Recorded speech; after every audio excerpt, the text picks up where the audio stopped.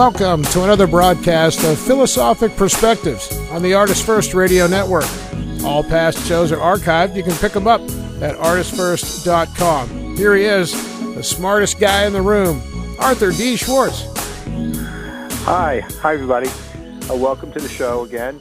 So tonight's title for this show is the Multidimensional Thinking. And wow, what a great lead-in, that new show, End of Empire, host Chris Bramish. Listen, I just tuned it in, and he's talking about vegetarianism, veganism. I'm talking about multidimensional thinking. From my own experience, I became a vegetarian. I was just thinking about this. It's going to be 40 years this summer. And, in the beginning, like a lot of vegetarians, they had the whole idea of, seeing a piece of meat in the store, suddenly it dawns on you what you're actually looking at. And I had that experience. Now it's just become second nature. It doesn't faze me. It's just that I would never eat it personally. It's because it's just become so ingrained in who I am. I'm a vegetarian, not a vegan, actually, but I probably should be. And so that leads into this multidimensional thinking because, boy, oh boy, just think about it. I think about it all the time. What is reality? And we have all these kinds of thinking about what is reality. And it dawns on me that in some ways, the more we think about it, the further we get away from reality. I mean, Lao-tzu did famously say, I think the quotation or the translation that I know is, the more you know, the less you know. And which to me is true, because the more you know, the more you have things to question. And the more you have things to question, the more you can doubt. So the more you know, the less you know, because it's an expanding universe of knowledge. And as the knowledge expands, only more questions emerge. So the more you know, the less you know. Because there are more doubts. And I could also say the more you think, the less you know, or the more you think, the farther you come from reality, which is, again, it's not that when Lao-tzu said the more you know, the less you know, he wasn't saying you shouldn't try to know. I don't believe. And I'm not saying you shouldn't try to think. I certainly love to think myself.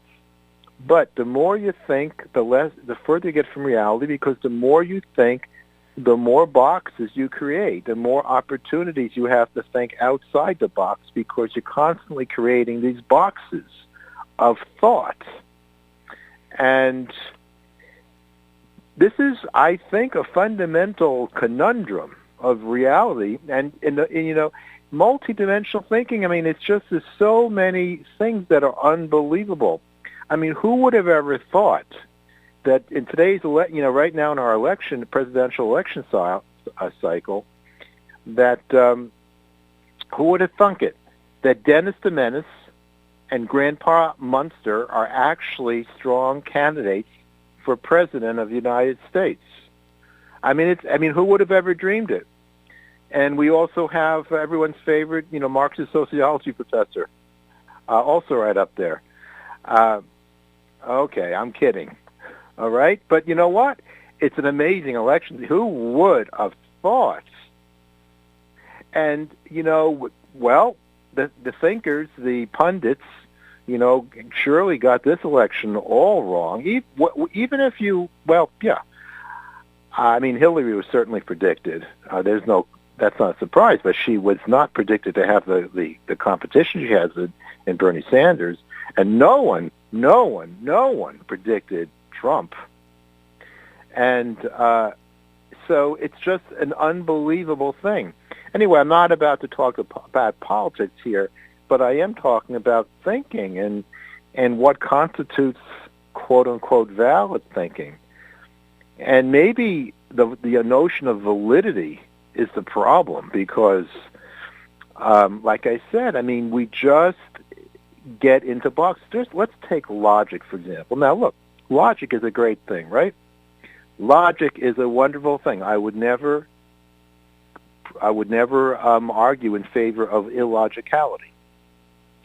Logic is a good thing, a wonderful thing. But at the same time, having said that, like I said before, the more you think, the more boxes you form. Logic definitely is a wonderfully efficient box maker.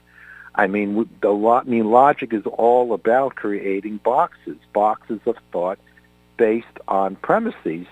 Logic, in the formal sense, is basically defined, you might say, as, it's deduction, and the conclusion is determined necessarily from its premises because there are defined implications. So you have premises that you derive a conclusion from, and they're defined.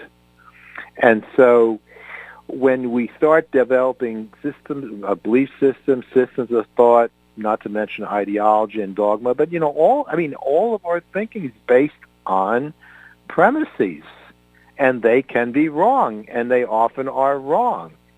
That doesn't mean that you shouldn't be logical, but at the same time, it's like gunpowder or even atomic energy. I mean, it can do great good, but it also can do great harm. And logic itself, thinking itself, can do that.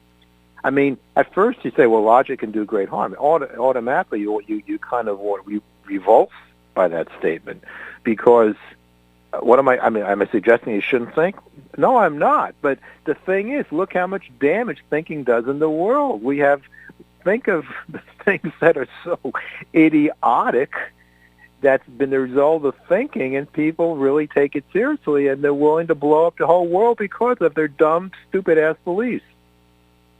Destructive, mean-spirited, hateful, prejudicial, just awful things. So that can happen, all based upon thought. So the argument here is not about thinking, and I'm going to go over a whole bunch of this is kind of a real free form today for me today, but it's really natural because to me there are so many ways to look at thought, and all of them have some merit. That's the problem.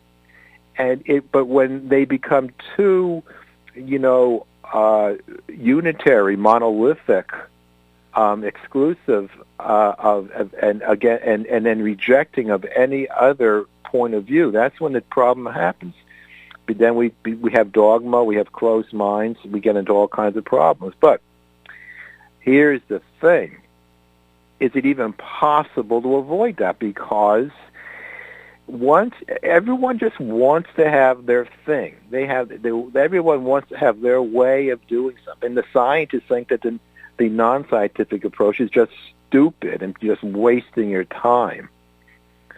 I mean, I'm sorry, Dr. Michio Kaku, but I remember quite some years ago, and I really admire him greatly, but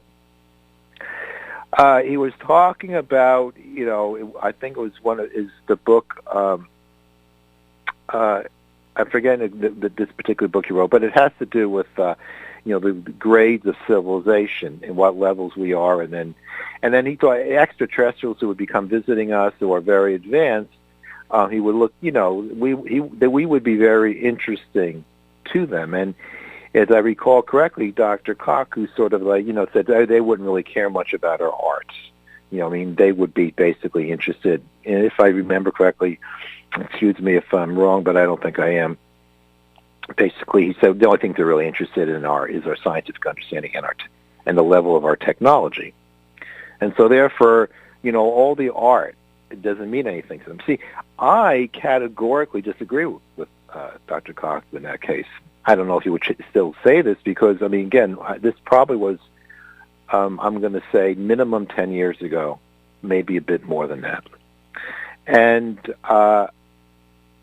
I would think a highly advanced civilization, what's truly advanced, would revere art, would revere the sense of expression of something that cannot be so nicely categorized and defined as, scientific, scientific, because science is based upon all these factoids. We have these facts, and we build things upon facts, and science does tremendous, wonderful things. It's just that it cannot do everything except real art. Now, of course, that's an argument too. I mean, with the singularity and technological advancement, arguments. Well, computers will be doing art too. Well, I'm not going to go down that road because I have a tendency to go all over the place, and so I'm not going to go there because it's just really a lot to cover. I mean, a lot of ways of thinking. And I would argue that every single one that we're going to talk about can be very dangerous if used with exclusivity. So why don't I just list something, and let me just list a few of these. Okay, so I already talked about logic. Okay, how about metaphor? Metaphor is a wonderful, wonderful way of thinking because metaphor, it's sort of the Chinese expression, a picture, speaks 1,000 words. Oh, by the way, I didn't say, Scott,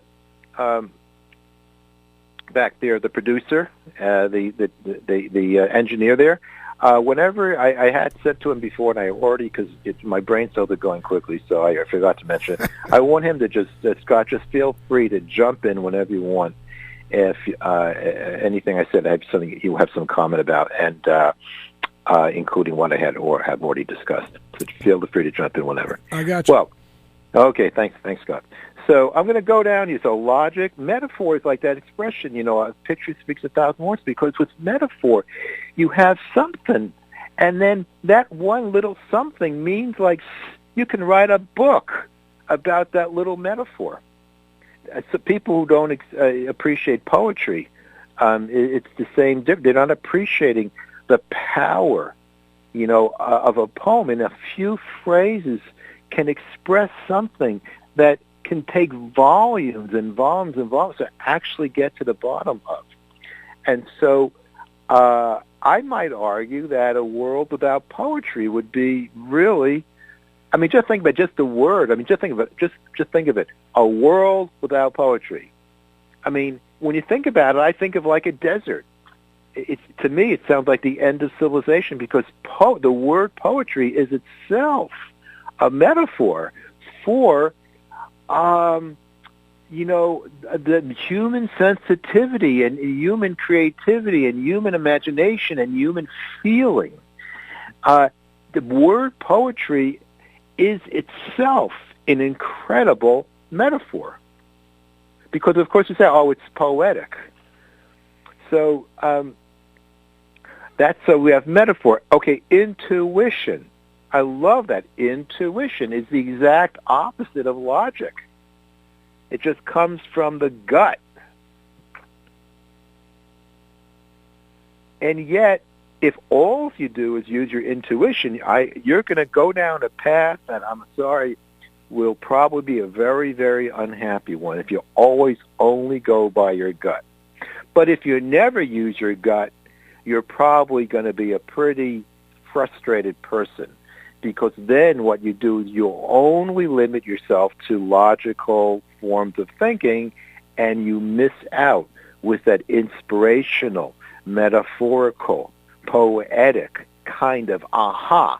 I know this doesn't make sense, but I'm going to do it anyway. And then you do it, and you make the $1 million, or you create the wonderful idea, or the wonderful invention, or do the wonderful deed, because it escapes the little definitions, the tightly crafted premises that are part of logical thinking. So let's go to another. I just wrote something down. I just invented this term, so it's not very what's the word? Elegant, but assumptive qualifications. In other words, I'm talking about assumptions. Just like I was saying before, belief systems are based upon assumptions. It's like a deck of cards. It's like building, the castle with dominoes. It's one assumption layered over the other, and we have to think by assumptions. But here's the thing. our universe, or the human universe, is a deck of cards, is a castle of dominoes that is ready to fall when they find the first nick in that essential domino or card that's holding up the entire edifice. Truly, it's truly because we know we're often wrong. I mean, science couldn't advance if it's not often wrong, because if it was right, they wouldn't have to change, right? But we're constantly changing. Of course, the thing is, the argument was, well, it's not a disastrous thing. Well, generally not. Generally, our logical world seems to plod along and we escape. But, not really, because all the awful things that happen in the world that could be avoided, it may not yet have been the total apocalypse, but it's certainly apocalyptic in many parts of the world. For them, the universe did come to an end.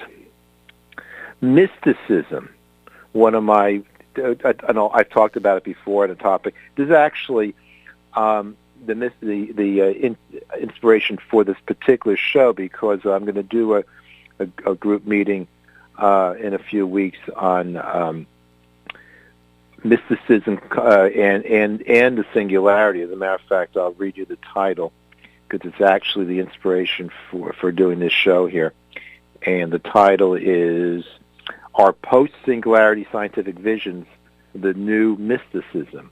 So the singularity is, the scientific or technological view that in about 30 years or so, machines are going to overtake human intelligence. And after that point, it's anybody's guess where it goes, because you can't extrapolate it, because the decisions are being made by machines, not by human beings. Well, anyway, some people really think that's going to be, the post-singularity is going to be really a great dawn, a great event, a great development, evolution for humanity.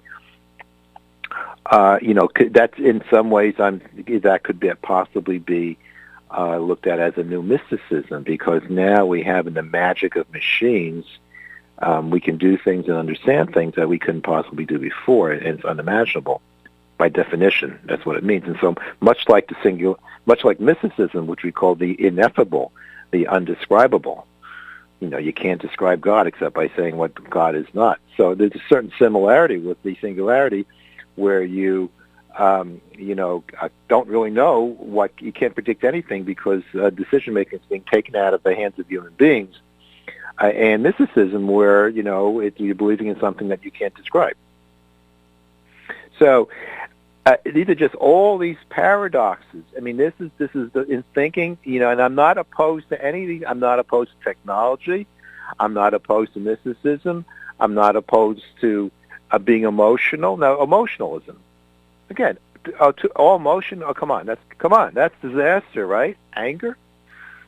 But what would we do without emotions?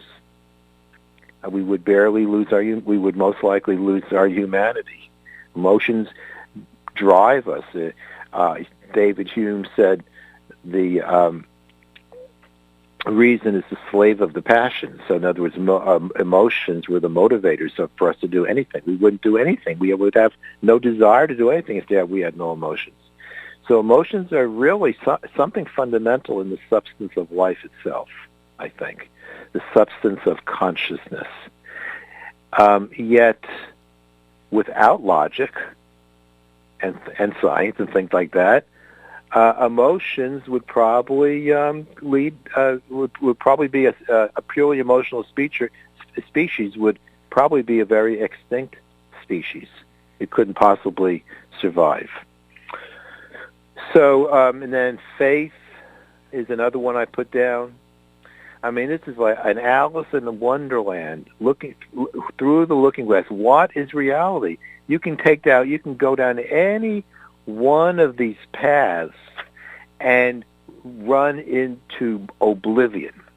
Now, my concept, which I discuss in my book, Ethical Empowerment, Virtue Beyond the Paradigms, is the concept of plural perspectivism. So that I try to get around it by what it means, because it means that you're constantly seeking counter perspectives, counter arguments. I mean, I really do believe in that so much that we need to worship, if you will, invite with great eagerness, different points of view. And then, of course, I ground it in one of the other major themes of the book is, of course, is the centrality of love. In a very philosophical sense, that because that love bounds it to something so it doesn't become hateful, self-destructive to the self and to others. So anyway, this is what it's about. So there's all these different things, and my point is that every single kind, and this is scratching the surface. I mean, let's face it. I mean, I'm just scratching. There's so much more. I'm just scratching the surface here of some basic kinds of thinking that constitute what I call what I've just decided to call multidimensional thinking, and the fact that and you look at our ways of thinking, and then you realize how fragmented our notion of reality is, because our notion of reality is usually through these singular eyeglasses of this tunnel vision. Whereas I think that's that form of art. What was that called?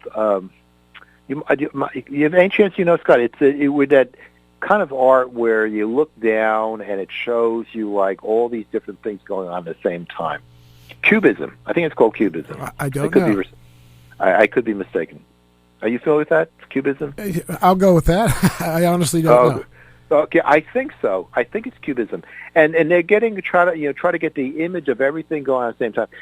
This is a common thing. You two people are talking in a conversation, and it's just the world is defined by the context of let's say two people talking, but just think about what's happened in the world. Every single moment, all these things, millions upon millions upon millions upon millions upon millions of events are happening, and the human brain is just designed to focus on this, little. I think part of it sometimes it's called the specious present. I believe the specious present. Now, it's the exact moment, and there's so much more going on, and that's really reality. And so, every moment is just maybe our reality, but that's only our reality from one perspective. There can be so many other different perspectives, and so that's why plural perspectivism, as I call it, is an attempt to mitigate, to somewhat soften, but I realize it's really impossible to really. I just think you have to be a superhuman to really are able to comprehend the multiplicity of perspectives, and then, you have to be a god. If there is a God, only God knows reality, and that reality, I would think, would be very, very different than our conception of it, because of the very multidimensionality of it. We're so limited by our senses, and then when we take our senses by our concepts and by our experience and by our culture and by our beliefs and by other people who've influenced us and by media and by everything that happens in life. And so therefore, what is reality? Another one, of course, is meditation. The funny thing about, I love meditation. Unfortunately, I haven't really practiced it for a length of time, but I certainly admire it. I certainly think I want to get back into it. But the funny thing about meditation is, many meditators are very, very fastidious in their meditation techniques. And so, they would go into the room where they meditate, and everything would be just right and just the same, and they would just follow that ritual of meditating. And yet, by meditating, it's thought that you can free the mind from, closed-mindedness, or free the mind to accept, open-mindedness to the world. And yet, the process of meditation is that very, very singular, very, very repetitive, very, very,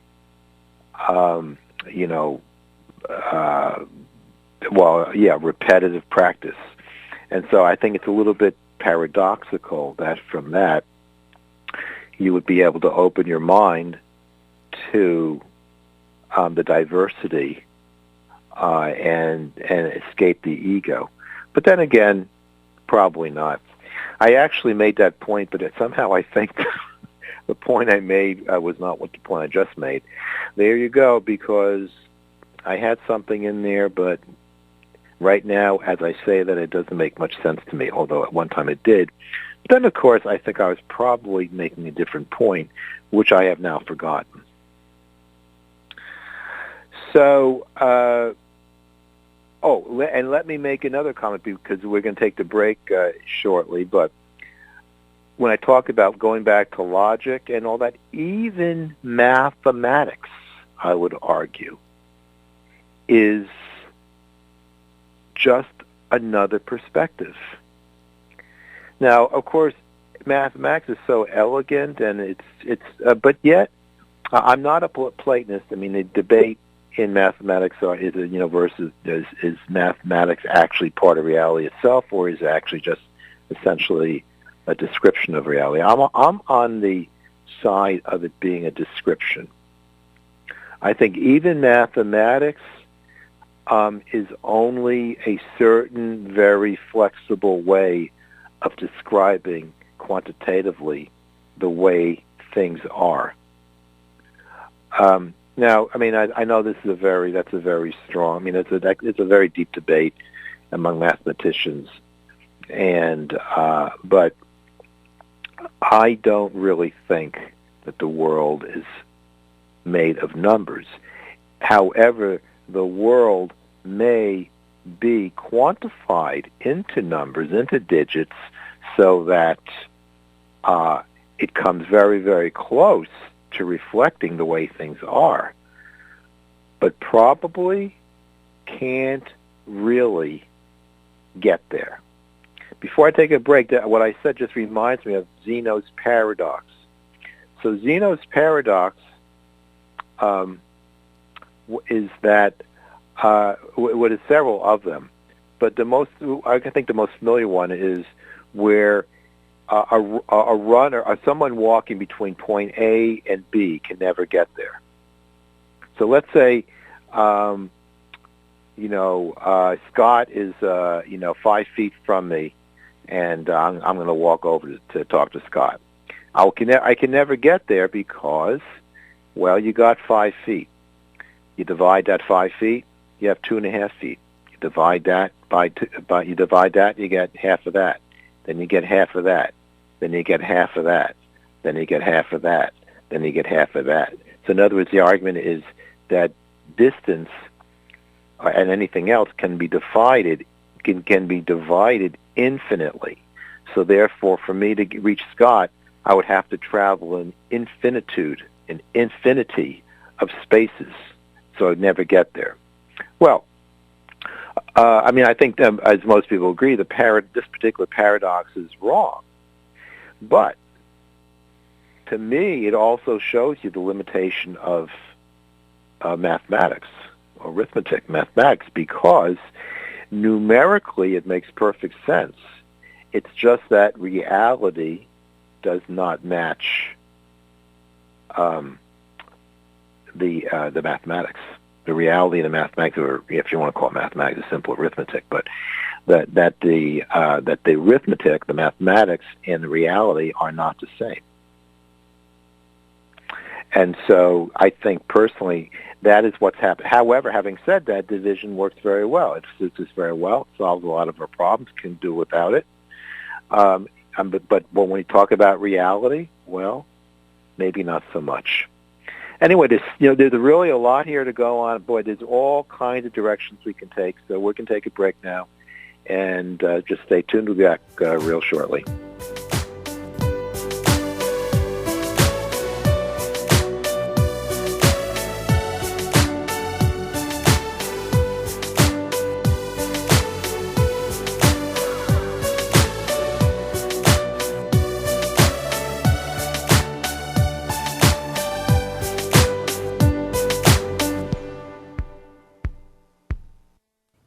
In Ethical Empowerment, Virtue Beyond the Paradigms, Arthur D. Schwartz presents an ethical theory that is a framework for evaluating moral conundrums that go beyond legalistic rulemaking, dogmatism, and preconditioned thinking. The book is as much an ethical framework for unconventional ideas as it is for staying with convention. Ethical Empowerment is a manifesto of non-doctrinaire perspective.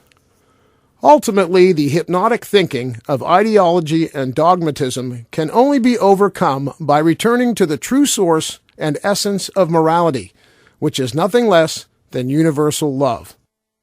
Discover how the philosophically liberating approach of the ethical empowerment can be applied to the range of ethical, social, and political controversy. Read about a plan to eliminate all political parties. Entertain the possibility of an overhaul of the patent system and its replacement with a system that rewards inventors while eliminating monopolistic control of patents and technological suppression. Many other transformative ideas are discussed in the book, including issues related to the monetary system, real estate, scientific paradigms, and a rational approach to conspiracy theory. While ethical empowerment will challenge your mind to consider new perspectives, the ethical challenge is always to keep the diversity, depth, and breadth of perspective within the boundaries of love. Ethical Empowerment is available at Amazon.com and most online booksellers in both print and e-book editions.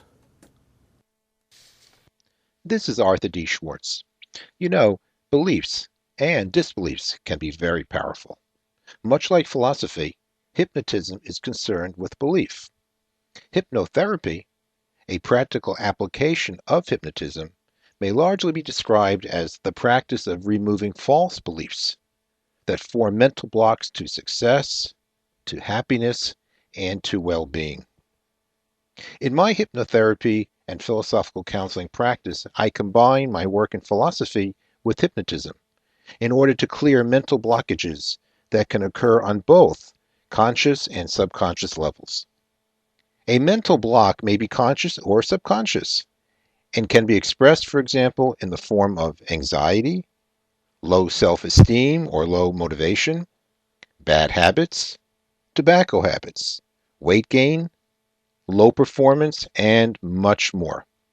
If you are interested in using hypnosis and the power of the mind to overcome mental blocks and barriers that have emerged in your life, please feel free to give me a call at 617-964-4800 or visit www.integralhypnosis.com. That's INTEGRAL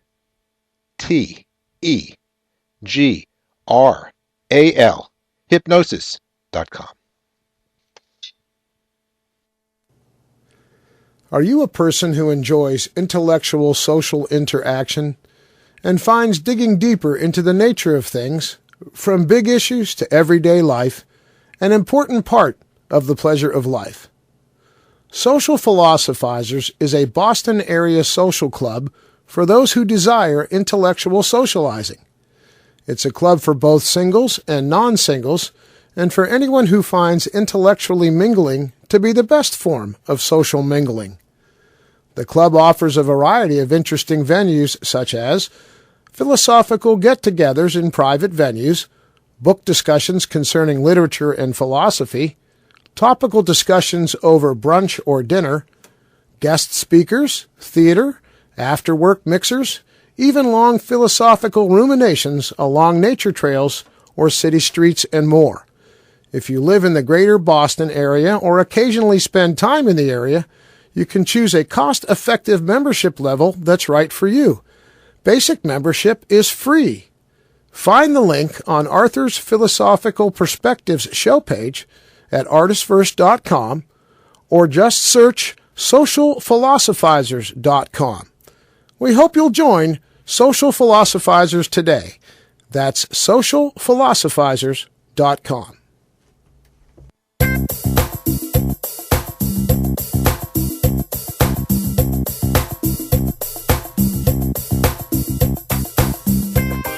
Thanks for joining us on Philosophic Perspectives on the ArtistFirst Radio Network.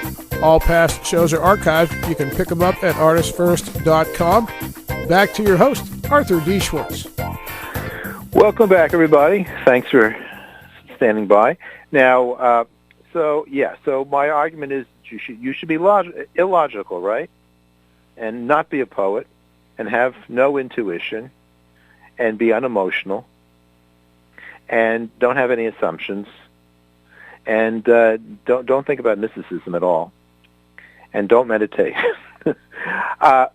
Obviously, or I could say, yes, we should be very logical. We should be very metaphorical. We should be very intuitive, very emotional. And we should we should assume everything. Know the expression, never assume? Yeah, assume everything. Be very mystical. Always be scientific, and always be faithful. Of course, all this is just a lot of nonsense, but it just points out what I'm talking about here is that I feel the only way to free ourselves from the boxes, the myriad boxes that make up human consciousness. We need to we can't destroy the boxes, but we need to have those boxes interlinked so that we flexibly can go in and out of them and make use of the ones that are appropriate and ignore the ones that are not appropriate. And of course, that's a very, very hard thing to do. Probably the most important reason for that is because of that little thing called the ego. Because we get so attached to our ways of thinking. I made a comment here, actually on the little description I posted on the show page. I'll just read a tiny little description. Much as calisthenics can limber the body, thinking alternatively, unconventionally, and outside the box can limber the mind. Is the conception of mind equivalent to the conception of the unlimited? Well, I came up with that just when I wrote it because, I really think that might be the case. Is the conception of mind equivalent to the conception of the unlimited? Maybe the mind, rather than its constructs like logic, like mathematics, like emotional concepts, or like assumptions, and like ideologies and other systems of thought. Maybe that the mind is much more than that. Maybe the mind is unlimited. Like, for example, love can be unlimited. Now, love can be unlimited even though love is not infinite in all directions. In other words, the thing about love is that love would say love not. I mean, I would say, ethical thinking and morality itself is restrained by love. In other words, if it's not loving, it's wrong. I mean, in an intellectual sense, That's my view of it. If it's not loving, it's wrong. So therefore, love is unlimited, but it does not follow every direction.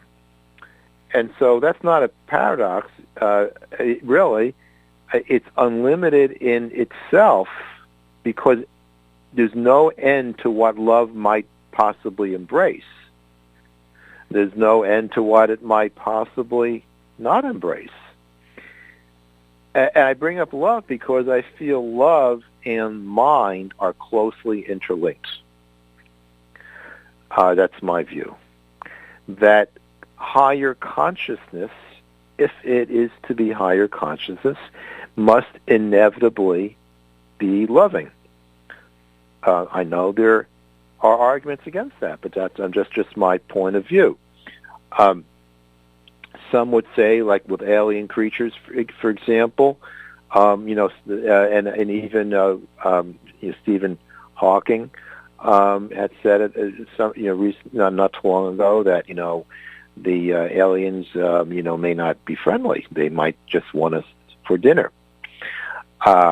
And well, some aliens might, but that's because those aliens might not be, not necessarily of higher consciousness. That actually would make my point that you can have very, very intelligent beings, but not very high consciousness. Well, for certainly a purely computer-like being that has no emotion, but just is logical, let's say, and it's just in our modern conception of programming, super computer, and that just calculates. That that being can come here and can know how to speak, cross the light years, and maybe can create wormholes or possibly go faster than the speed of light, which could be possible. And but that doesn't mean it has higher consciousness, you see, because in my view, consciousness is not equivalent to thinking. As a matter of fact, thinking is in and of itself not conscious. Well, okay, now I'm running into self-contradiction because I have all these things written about multidimensional thinking, logic, metaphor, intuition, emotional. So if I redid this, I would perhaps change the title to say multidimensional mind or multidimensional reasoning even, because thinking it generally does refer to something that's logical, or not. I mean, it's what's the expression? I'm being a little bit too particular. I'm using thinking as reasoning process, and I'm differentiating the different types. And so in that usage of thinking, there are a lot of things that I would consider to be have consciousness, require consciousness, and some that don't. So there's certain lack of words, really. I'm entering into territory where it's hard to describe, or the words kind of become adulterated with each other. But the thinking that a computer does today is not conscious in my mind. It's just calculating. It's just computing. It's just logically, deducing, mechanically, like an adding machine. It's ultimately a very highly sophisticated adding machine. Conclusions. Now, but when we get to metaphor, well, metaphor can possibly, they're doing that now with artificial intelligence. So that still could probably be included as a kind of logic, very sophisticated logic, which is able to go through all the nuances. The problem is that some of the metaphorical stuff we have is really difficult to see being calculated. But okay, I'll go with that. I'll say it can be. Intuition. Now you got something there. I think intuition is something that's conscious. Now, again, I have to admit I'm mincing words because I think a computer, can become conscious, can become intuitive. But I'm not talking about. I have no problem with recognizing a machine, a computer that can do this. I'm just saying the machines we have today don't do that, and there's no sign that it can actually do that. Can actually have true feeling.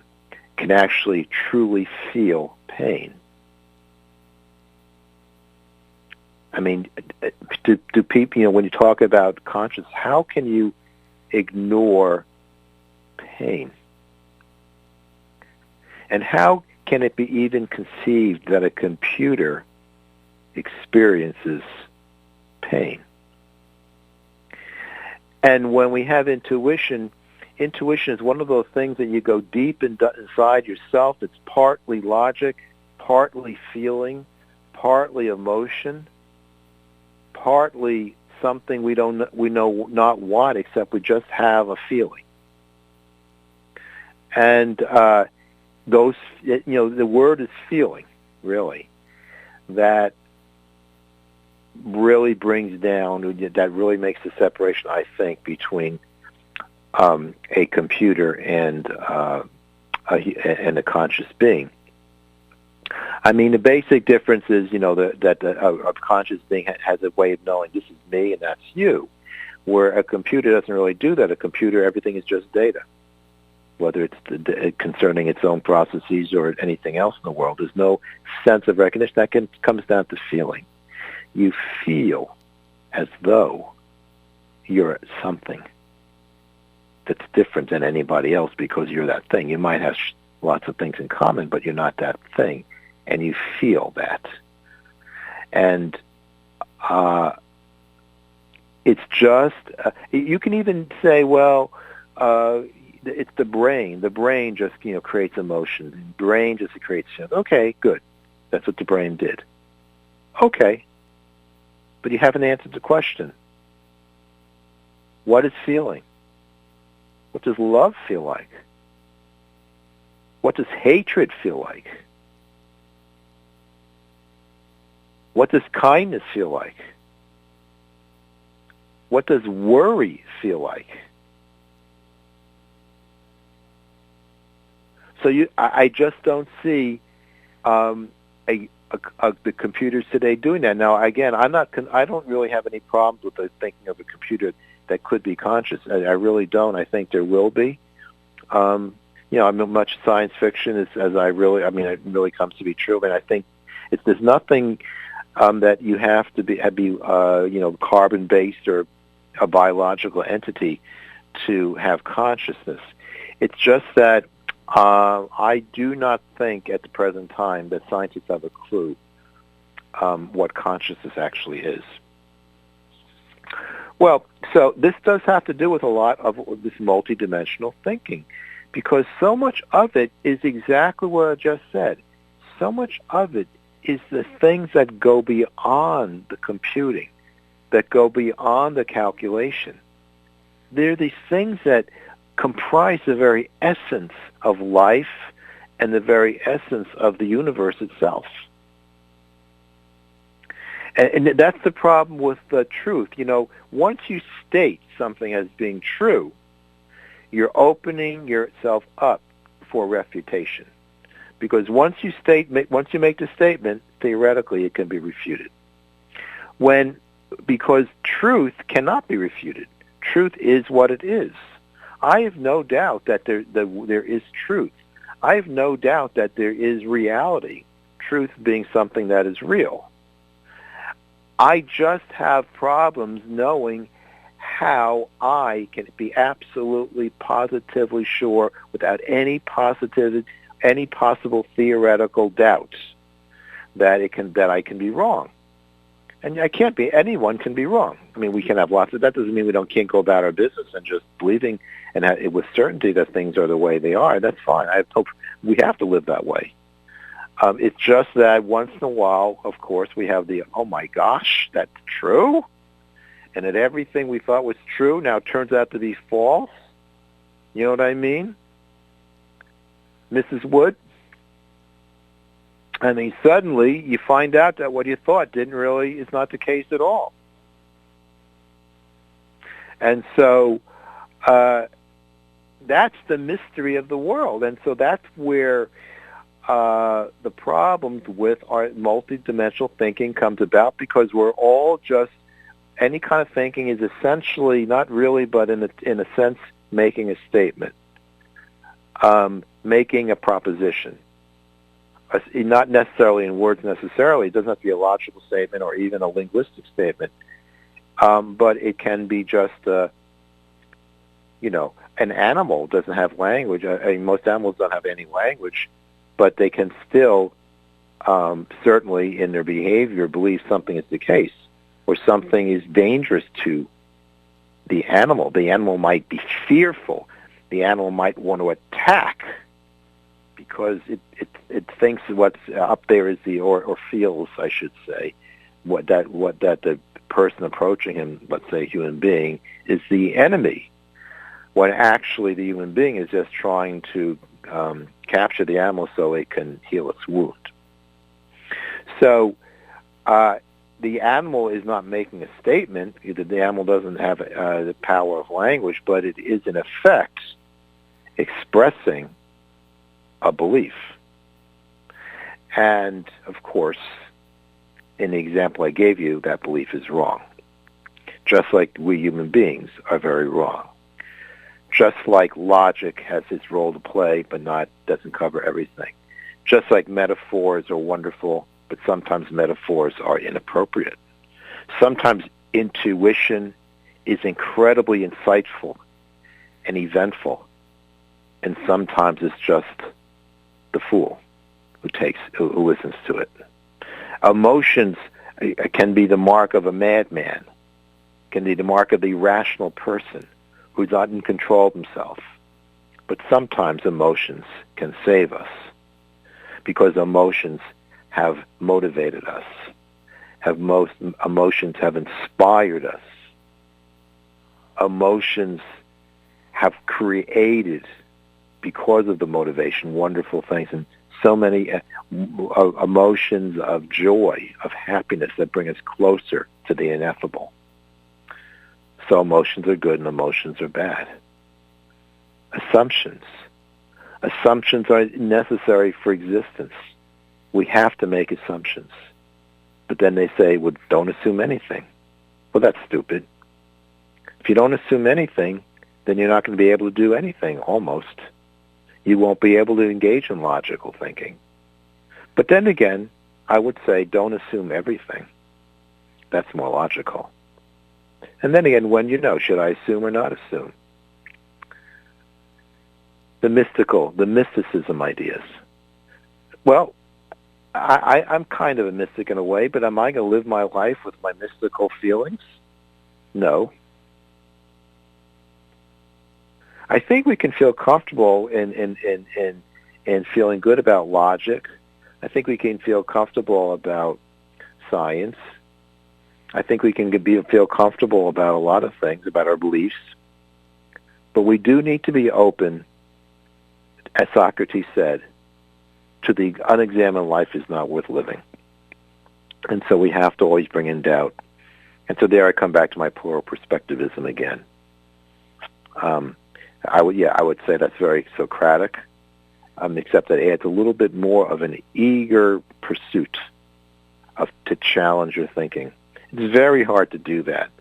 Very, very hard to do that. Try, friends, to challenge your thoughts, your dearest thoughts, just to get the opposing view in there. It would be almost impossible to do. You don't even, because some of it you want to just think of. You don't even want to think that way. It feels like it's repulsive. And I'm not saying that I'm not saying that you would go in the other direction, but I'm saying that to do that is really quite a challenge. And at the best, it will only sharpen our beliefs. but also maybe at the best, it will also modify it somewhat. We learn certain loopholes, certain imperfections and blemishes in our thoughts. So anyway, and then let me talk about faith, which I've talked about before. And so faith is really very important. Faith is that thing that we can really believe. And that faith begins to tie together all of the kinds of intuition and the kinds of beliefs, and creates the opportunity for, I'm just looking for something here, it creates the opportunity for looking for coming up with wonderful ideas just by faith alone, because faith provides a wonderful thing in the mind that through belief makes it true. And sometimes we need to have faith. But then again, sometimes our faith is disappointed. So once again, even faith is has a little trickery involved. It's not that we shouldn't have faith. It's just that sometimes we can have faith and realize, well, I had faith in that, but I was wrong. Or I had faith in that, it didn't work, but I still think it's right. Well, in any case, that I think at this particular point, Scott, does conclude our program. These were just some thoughts I had about multidimensional thinking and the world as a big, in some ways, just a big illusion. And that with all this illusion, somehow we have to grasp at the things that get us through. And with faith, hopefully, those that confidence becomes stronger and stronger with time. And so this does conclude tonight's broadcast.